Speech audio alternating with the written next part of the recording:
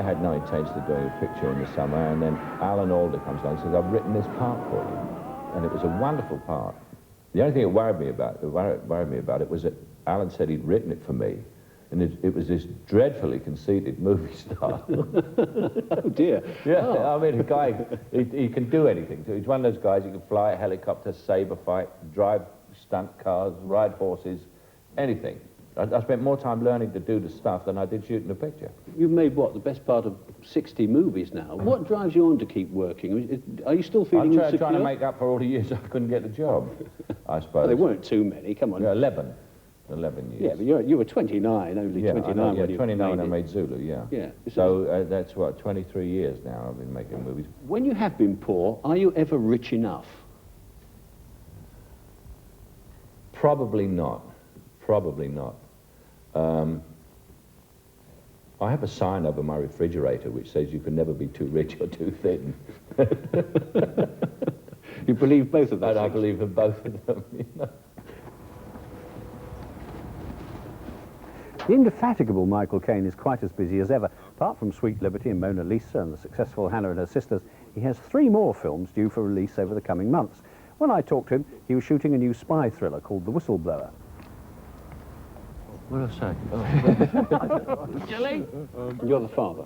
Yeah, I'm the father in this, yeah. I would have been the son a few years ago, and now I'm the father. I was just going to ask, how are you adjusting to playing the older man now after being the romantic man? Well, it's a bit... it's strange the way it happens to you, because someone sent me a script about 2 years ago, and I sent it back, and I read it, and I said, well, the part is really too small, you know, and it was the guy with the girls and the young lover sort of thing, and they sent it back, so you read the wrong part, we want you for the father.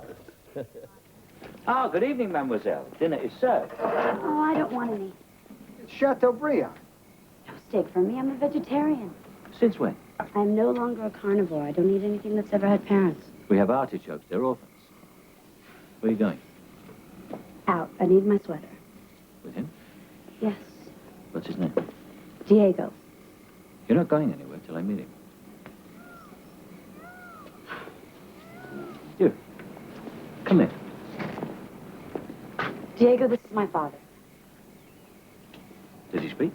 He's a drummer. Can he beat out hello on the table?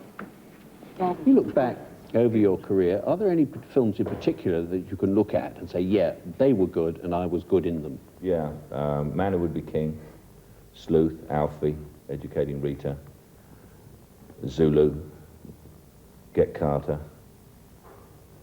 Funnily enough, a film which was a dog, which was The Last Valley. I liked that performance. I think the nearest I came really was,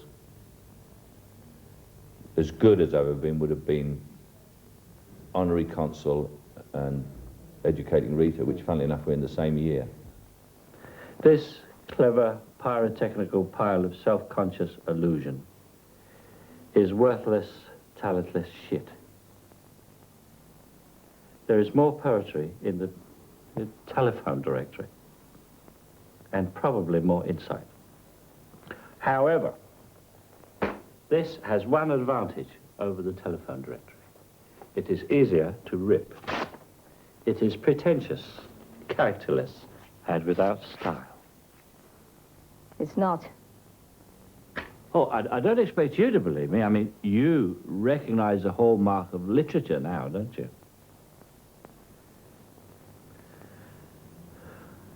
Why don't you just go away? I don't think I can bear it any longer. Oh. Can't bear what, Frank? You, my dear. You. Out of those 60 films, I think you'll agree, there have been quite a few turkeys. Did you know before you went into them that some of them were going to stay frogs and not become princes? No, you don't, because what happens is yesterday's turkey is today's prince. I'll give you, for instance, something like The Man Who Would Be King that came out and went flat on its face and is now a big cult movie in America and has sold several $1 million worth of video cassettes.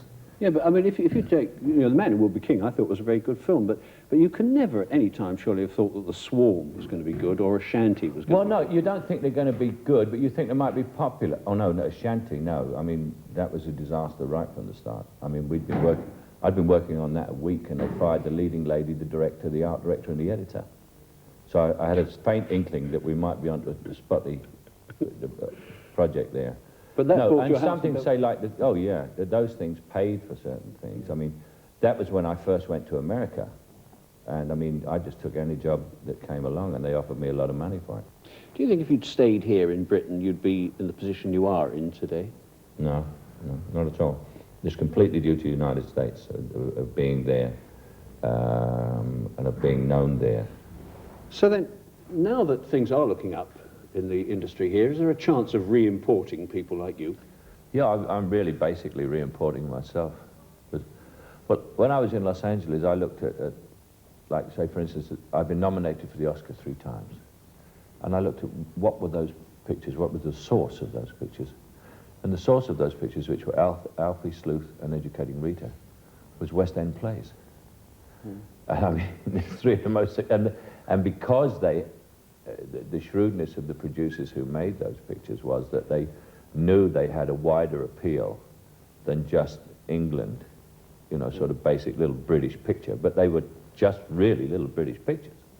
I mean, Alfie cost under $1 million, you know, so I figured if you can come back and find the right writing with the right theme, it doesn't matter where you make the picture.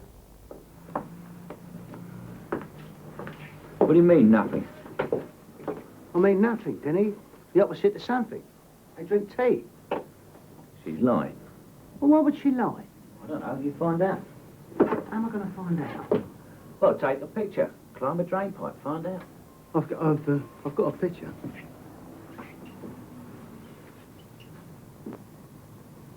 You're trying to be funny, George. I told you, Denny, she drinks tea. You are funny, Georgie. Yeah, I suppose I am, yeah. Get something better. Well, how do you mean, better? I mean, dirty, nasty, slimy, kinky. I don't want to know anything about tea. All right then, George?